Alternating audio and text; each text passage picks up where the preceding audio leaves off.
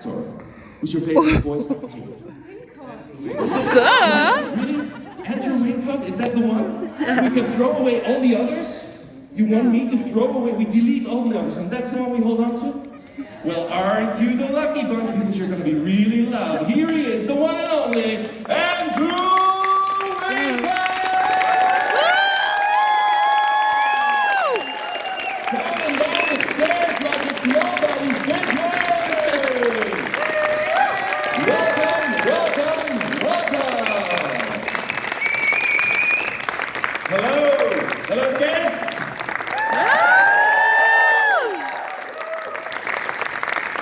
Have a seat if you like. Yeah, or if you want to stand up, it's a seat to sofa. Would be totally sofa or sofa's good. Is it or settee or couch? I might. It's very bouncy, and you might not escape from it. I disappeared now. You disappeared into the sofa. Why not? My. Thank you for coming here. They're all really happy. Look at them smiling. I'm happy too. It's palpable. I'm not going to ask too many questions because they have loads of them. Great. And they're going to put up their hands and then I'll run towards them and then they'll ask their question because they know far too many things to ask that we probably both could never find all the answers to. But I'm going to start here with the red cap. Hello. Hey there. First of all, thank you so much for coming. It was so nice to see you in the lineup because I don't think I've ever seen you at any convention. It's a pleasure to be here, seriously. I love Genji. Me too, I think. I'm sorry. I wanted to ask, because personally, I love the song that Raphael sings during his talent. Hell, Mrs. Ward. Hell. Effect in the pause. Curtain falls, but hold your applause. Squirm, for now down here come the claws.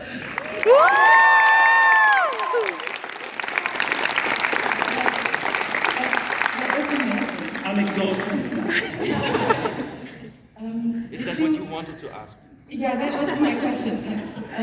Did you know you were going to sing your song, or was that something that kind of evolved during recording? And what was it like to do that? The process was, apologies if some of you have heard this before, but the process was extraordinary. It just kept evolving over the time. The 2 or 3, 4 years we were recording the game. And you know, the challenges just got better and better, really. It was very free, creative, and collaborative. And then Larry would say, okay, we're going to invent a character, an incubus called Harlep, and you know, this is going to be fun. And I think you want Raphael to do what? You know, and then out of the blue, we're going to give him a song. Seriously? But I'm not a singer. Oh, well, don't worry about that. And we recorded it well, they sent me the guide track, they sent me the lyrics. We had 1 hour to record it, I remember, in studio.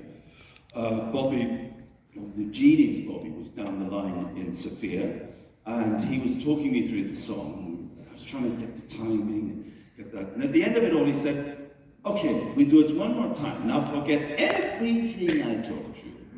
We're almost ready to go on stage. And a little window opened in my mind, a little light went on. I thought, stage? Oh, wait a minute. I think I know how to do this now. So I didn't worry about the singing of it. I sort of performed it. I gave it attitude and I gave it sort of the character. And it's like a stage character, a musical theatre number. And that's how I do it, really. And then I had the joy, really, the pressure, but the joy of singing it live, the privilege of singing it live at the Royal Festival Hall last year, 2,500 people. And then again at the Soundtrack Music Festival in London. But last year it wasn't even, I thought, do I want to do it? I'm not a singer, it's a bit of a worry, it's the stress of live performance started. And I said to Bobby, what happens if I don't sing it? Because Bobby asked me at the BAFTA, he said, I think we should do it. I said, what if, and he said, my friend, somebody has to sing it. So no pressure. And in the event, I was in the auditorium and nobody really knew. Some people could see I was there. You know, at the end of the show, the concert had effectively finished. Amelia, as the narrator, ended it by welcoming Bobby onto the stage, standing ovation, because he is a genius. But that was our cue, my cue, to get up and go and wait at the side. And Bobby goes up onto the stage, everybody applauding, and he said, "Hold your applause, because now down here come the what?" And 2,500 people did that. Applause. And they realized they were going to get Raphael's final act. And at which point I went up on the stage, and I thought I'd walked into a parallel universe where I wasn't an actor anymore, but some kind of rock star. Because this almighty screen went up. I'll never forget it. It was beautiful. Thank you for your question. So, yeah. I thought maybe she was, yeah, that was it, right? That's what you wanted to hear. There was always the possibility that you said, you sang this song, and would you never sing it again? But then you sang it already, so she wanted you to sing it, it's fine. Don't ever sing it. Never again. Never again. This was it. Oh, dear. Questions? Of which there are several. Yes?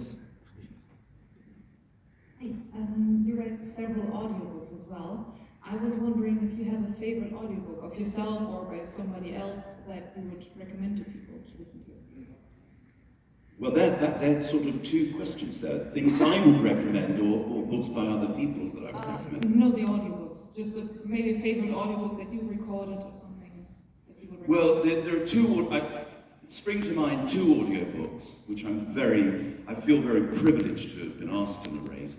And one was George Orwell's 1984. Because I think it's probably one of the most important, the most seminal books of the 20th century. And actually somebody wrote to me after Baldur's Gate 3 came out and said, a few years ago, I was struggling with my GCSEs, I was having to read 1984 and I couldn't get through it, I was really falling behind, and I reached out for an audiobook, and this audiobook not only got me through, but I started to get ahead. I started listening, and it was great. And then Baldur's Gate 3 came out, and I realized it was you. It was your narration, which I thought was beautiful. I'm very privileged to have narrated that.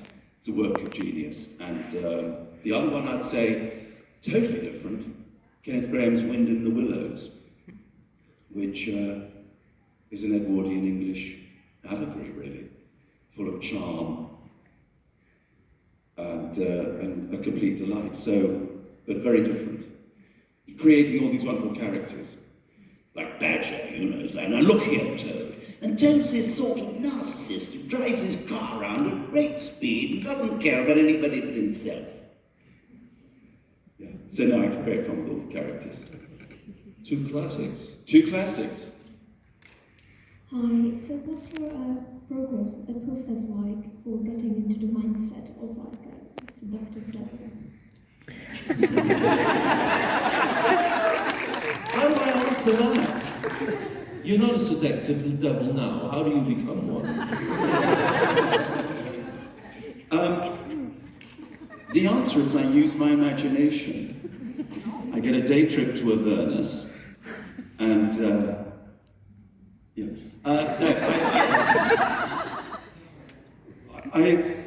I suppose my process is, as with any character, to draw on I try to put Raphael into a tradition of devils, if you like, or malcontents, or anti-heroes. I mean, we could discuss whether we should have any sympathy for him, or whether he's just evil, or whether he manipulates the player audience, and plays on the ambiguity. Am I a friend? Potentially. An adversary? Conceivably. But a savior? That's for certain. Do we trust him? It's hot enough already. And I put Raphael into a tradition of 17th century figures out of Jacobean revenge drama. I'd had a lot of experience with revenge, Jacobean revenge theatre. I compare him to Shakespearean characters like Iago, who when asked finally at the end of Othello, why have you done these terrible things? He says, you're nodding very sagely. What you know. From this time forth, I never will speak word. And it's a complete disavowal. He says, I'm not telling you. You know, so we're left to figure it out, ask the questions. And I think with Raphael, it's a little bit like that. We're figuring him out. Who is he? One minute he's charming, the next minute he's dangerous. Can we really trust him? Is he our friend? Is he our savior? And then there's Paradise Lost. It's like the fall of man. He's a fallen angel. Satan in Paradise Lost, Milton's Paradise Lost. So he has these angelic qualities, the power, the charm. But Satan is ambitious. Raphael is ambitious. We don't know much about his past, his relationship with his father, but that could be key with Mephistopheles. So I ask these questions as I would do with any character, I think. And my way in was not to think of him as a devil, but to think of him as a charmer. Hamlet says, the devil hath power to assume a pleasing shape. So for me, it was, I think, really, the first thing was the charm. And so I found a voice that I thought worked, and movements that worked, because all the movements in the cutscenes are mine. And he is a theatrical character, so I'm harking back to my past. They said, just angle it slightly in the first session. And I went, it's a bit like being on stage. So, and he is nothing if not theatrical. He's a bard. So thank you for your question. Then here to your left. Hi, this might sound incredibly specific, but since I got into voice acting as well, I saw audio dramas, specifically John Sinclair Demon Hunter. Do you have a favorite line from that? Because I think I have an inkling which one it might be. Oh, I can't recall, I'm afraid. Is there something about light and darkness?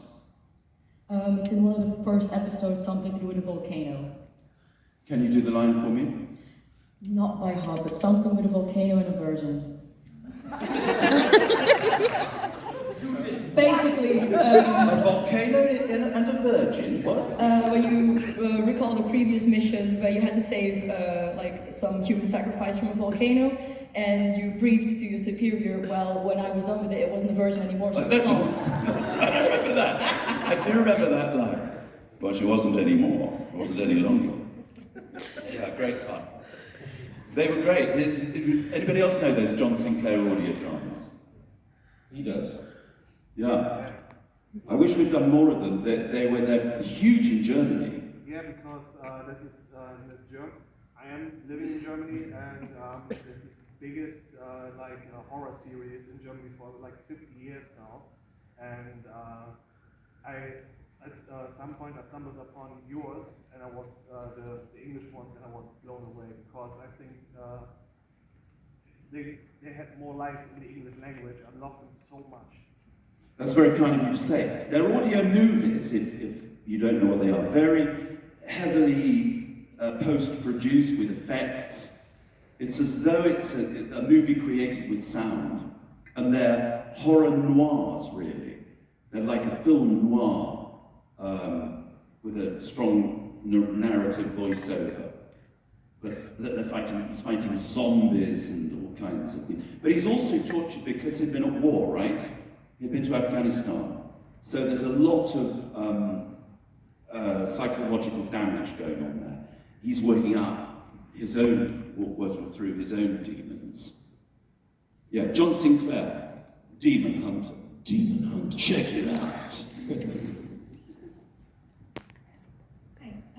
I was wondering how your knowledge and interest for classic literature helps you from a voice acting standpoint.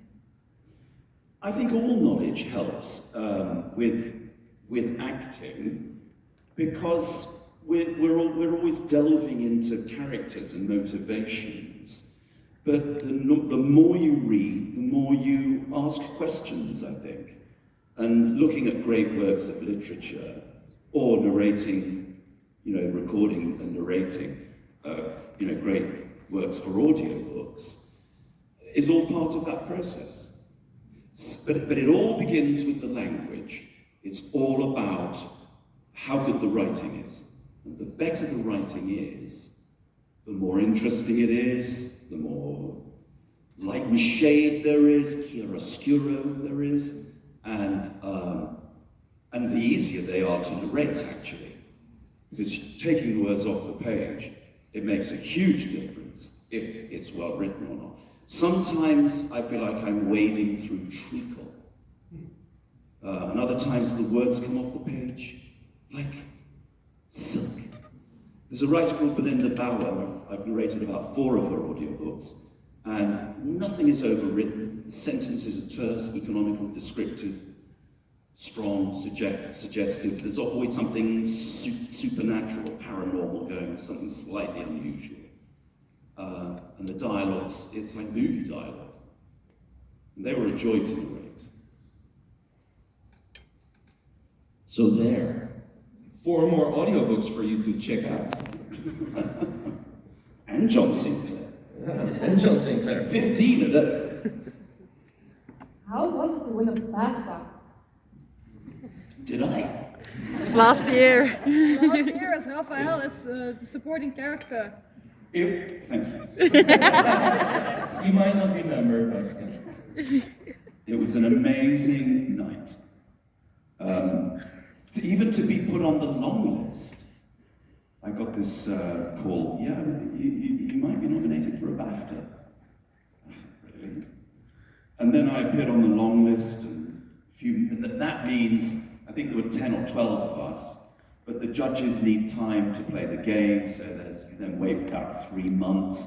Then there's a short list of about 6, and there's then a month, only a month then, before the actual awards ceremony.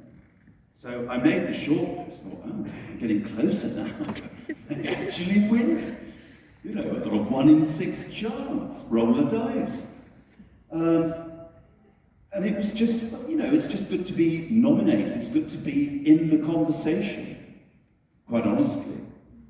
So on the night, or on the day, on the afternoon, I thought, if I do win, I'd better write a speech.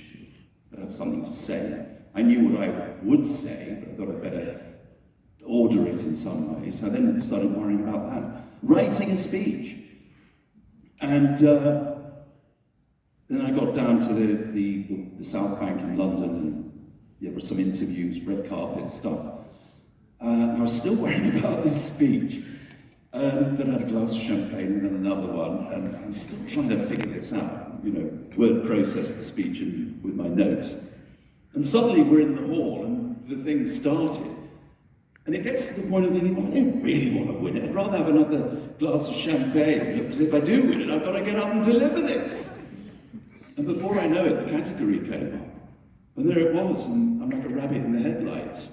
And they said my name, and then you start to second guess yourself. You start to think, did I really hear that? Was it really me?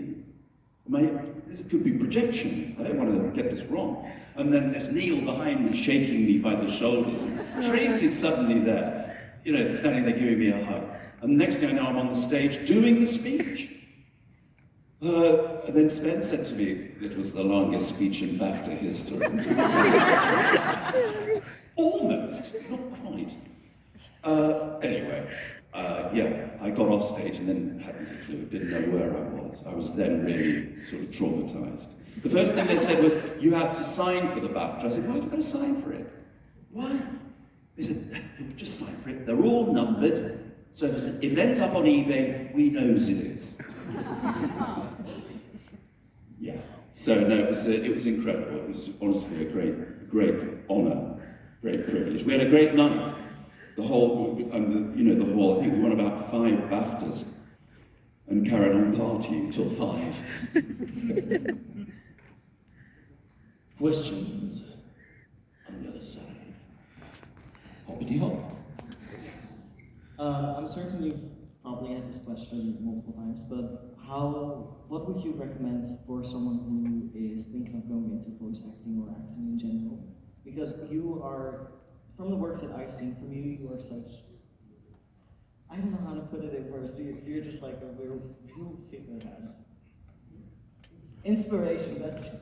A figure-headed inspiration. Thank you. Thank you. More? I could keep going, but I'm not sure everyone else has time for that, so... You're very kind. What's that? Another speech. You're very kind. I can't tell you, these things don't happen easily. The recognition I've had through Baldur's Gate 3 is very rare. And it's really a great privilege for me. I mean, you know, I've been in this game for quite a while, not the game, I've been in the profession for quite a while. And everything came together with Baldur's Gate 3. We had no idea, but suddenly the game is propelled to the status it still holds, the best game in the world, really. I'm just privileged to be a part of it, and I'm just a cog, just a small part of it. But it was a joy because the process was so creative and collaborative and free, and Larry listened to what the fans wanted. There was the early release, so we had an inkling that it was going to be big. But when we were recording it, we had no idea.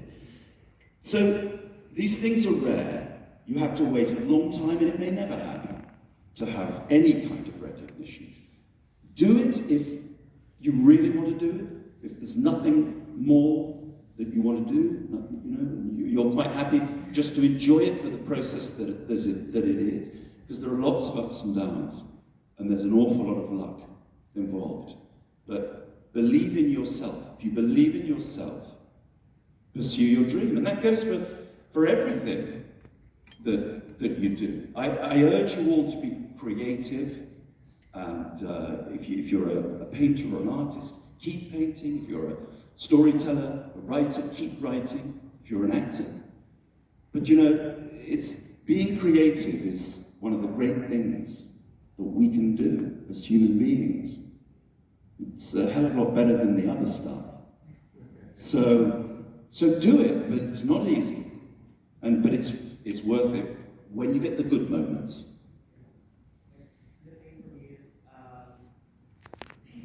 The thing for me is it's something that I've always been very interested in doing, but I never knew how to start or actually keep going. So it's like when I see things like this, I'm like, even if there's just one person that I could make happy with it, and that is myself, it would just be so cool to be able to voice act and enjoy the process. So that's primarily the thing that I'm looking for. Yeah. Thank you for your words, though, because that's exactly. I'm getting flustered. Stop waving all of Stop waving. No, but thank you for your words, because those are very helpful, and that's exactly the thing I'm not expecting. Yeah. Well. Yeah. Good luck. Good luck. Lenny. Hi. Hi. My voice may calm, I'm super tired. Are you surprised or appalled by how horny this film is?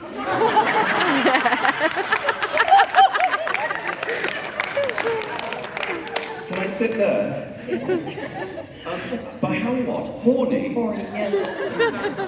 The fandom? Yes. The people.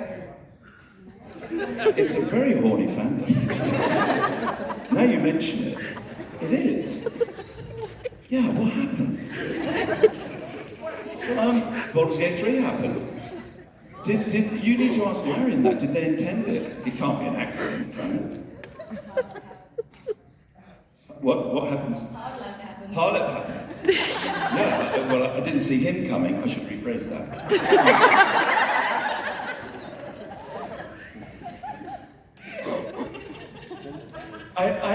I don't know why Baldur's Gate 3, because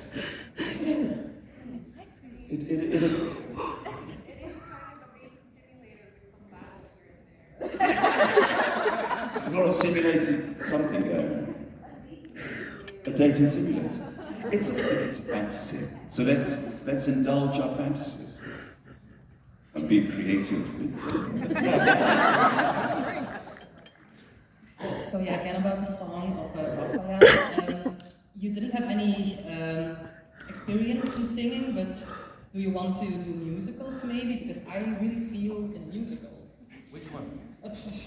Baldur's Gate 3 the musical.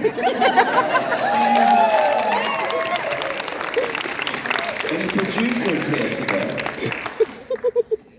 Look, if somebody asks me to do a musical, I'll listen, and if they can persuade me that I can do it, it'll be a challenge. Why not? It's all about accepting the challenges, finding out what you can do, finding out what your limits are, if you have them, and overcoming them. So yeah, I'd listen to the offer.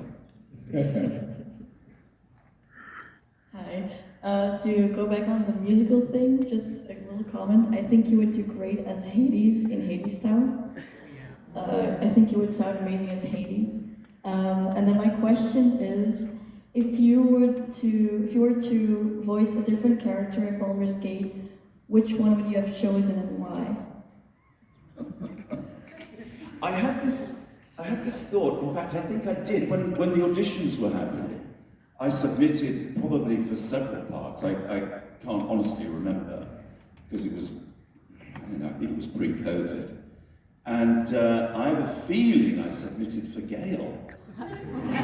So that, what a weird thing that would be, wouldn't it? Maybe if Tim played Raphael and I played Gale, it would swap around. Darling! And that's the other one. I suppose I'd have to say it's Darling. Because he gets all the best dates. In the dating simulator between... But you get the best deals. Fantasy that BG3 is. Darling! I sort of feel Astarion and Raphael should go away on holiday. Oh, we've gone away on holiday. That's the line in Withnail. By mistake. Hi, this question is more about the game itself. Would you agree or disagree with the statement that the battle with Raphael is the battle of Baldur's Gate? At least for me it was so climactic with music and the choir and the this and that, and it was just it for me. The Netherbrain battle was okay. I'm just wondering if you agree or disagree with that statement. Who am I to argue? I think it is probably, this is what I hear, that it is one of the toughest boss fights in the game. And yeah, there was a stream, maybe when Neil was streaming about 2 or 3 months ago, and my social media manager phoned me up and said, look, Neil's in the house now, call him now. So I did. You probably heard that. So I called him and he calls me back and he says, can I put you on speaker? I said, yeah, of course. So my, what manner of boss fight is this? You shall give me more warning next time, my darling vampire elf. We could open a bottle of wine and whiskey and be civilized about it. So yeah, it's a fun boss fight. He says, we said we're getting our butts kicked. It's true. If Neil's getting his butt kicked. So yeah, it's great. But the thing is, the song. So when everybody comes across gets to that, and I start singing, they go, wait a minute. Is he singing his boss fight? Invariably, that's the reaction. But yeah, toughest and best, right? To your left.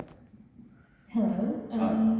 I wanted to ask if Raphael could romance any of the origin characters, who would he go for? All of them. I feel that. And they say the fandom is horny. My. Was there here? I thought you had a question still. Anyone have no fears? You might or might not. Oh, there in the back. See? Here we go. Hi. As an experienced actor in several different works, different mediums, what is something of an archetype of a character, like a villainous type or someone very regal? What is a character you, in your current position, your current experience, feel like, I haven't played this part or I haven't played this part enough? What is the type of character you feel like, I really want to find a script or find something with this type of character that I haven't played yet? An archetype, a type of character. Well, I mean, I'd consider anything that presented me with the right challenge. But generally, you know, there's a reason why we're cast in certain ways. But I always find the darker characters are the more interesting. I always look for sort of, you know, contradictions in characters, things that don't necessarily make sense. Because we're all defined by contradictions. I look for that light and shade. You know, moments when you can sometimes make something that doesn't seem to be instinctive. So, I don't know, that's not quite the answer to your question, but is it? Oh, it is? Oh, it's good. Got away with that. Because I have the script, it's a comedy about a single dad who has a tow truck company. He suddenly has 2 children because the wife, well, they're not his, they're from the wife, and she went away to Australia, so he has to take care of the tow truck company and the children, and writing a script for Let's do it. Yes! I like that. Come on. How about that? That's brilliant. I also love comedy, actually. Well, I mean, Raphael has his comic moments, sure, but absolutely love comedy. It's hard. I played a gangster in Neil Simon's Lost in Yonkers years ago on stage. Not something I'd be normally considered to be, you know, cast as a gangster, but New York gangster. But I just had a great time because nobody usually would think of me like that. It was liberating. Final question here, then. If fans would make a mod where you can romance Raphael, would you be interested in like doing more voice lines so people can romance Raphael? To voice a mod where you can romance. Were we talking about this earlier on? I've talked about this today, actually. Wasn't I? You talking to each other? It's in the air. It's in the ether. It's like printing books. Yeah. Somebody did say, look, if I write some lines, would you record them? But the thing is, as we were saying, the writing in Baldur's Gate 3 is so good. Raphael's lines are so elegant and considered and poised and balanced, which has given me, you know, the opportunity to find the character. If the writer of the mod lines could write lines as good as that, as polished as that, I'd consider it. But I think that's got to be the thing. The writing's got to be good. So you'll get on your writing. Not just horny. Somebody else said, no, I've romanced him in the mod. I've romanced him. And I said, but what about, he doesn't have any dialogue, does he? He said, doesn't matter. Don't talk! Excellent. Well, you'll be here today for some time, more autographs, and if people have questions, they can. I'm here. You will be here today. I'm here. Still. All day. Okay, cool. Then I'll wrap up this Q&A, and they can find you downstairs in the hot hall. Here it's all cool. Yeah, here it's cooler. It's cooler here. You can meet Andrew there some more if you want to get an autograph, maybe. That would be nice. And thank you very much for your work. BAFTA award winner, apparently, Andrew Wincott! Thank you so much for inviting me here. Enjoy it. Thank you.